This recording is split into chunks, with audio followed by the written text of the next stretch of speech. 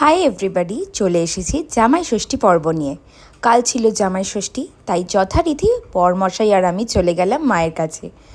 দেখতেই পাচ্ছ মা বরকে আশীর্বাদ করছে।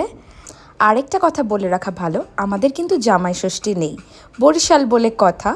কিন্তু মায়ের আর আমার বরমশাইয়ের আবদার মেটানোর জন্যই কিন্তু প্রতি বছর চলে যাই জামাই ষষ্ঠী পালন করতে। পালন আর কি, ওই মা একটু আশীর্বাদ করে, আশীর্বাদ করার তো আর কোনো দিনক্ষণ হয় না মেয়ে আর জামাইকে, তাই মা আশীর্বাদ করে আর জমিয়ে খাওয়া দাওয়া হয়।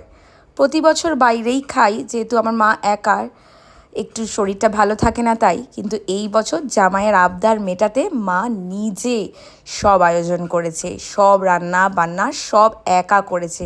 দেখতেই পাবে কি কি রান্না করেছে আর আমাদের কি কি খাইয়েছে।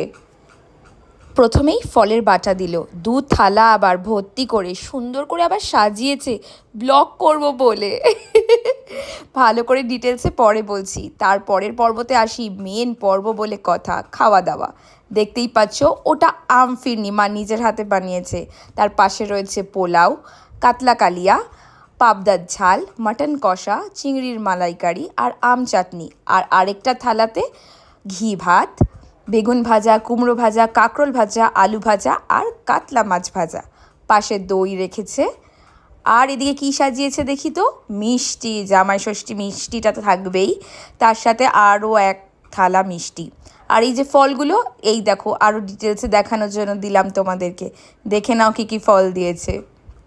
এই হলো জামাই ষষ্ঠীর খাওয়া দাওয়া। জামাই তো ভীষণ খুশি এই এলাহি অ্যারেঞ্জমেন্ট দেখে, আর তাই মাও খুশি আমাদেরকে মন ভরে খাইয়ে। চলো টাটা, নেক্সট ব্লগে আমি কি আউটফিট পরলাম সেটা দেখাবো।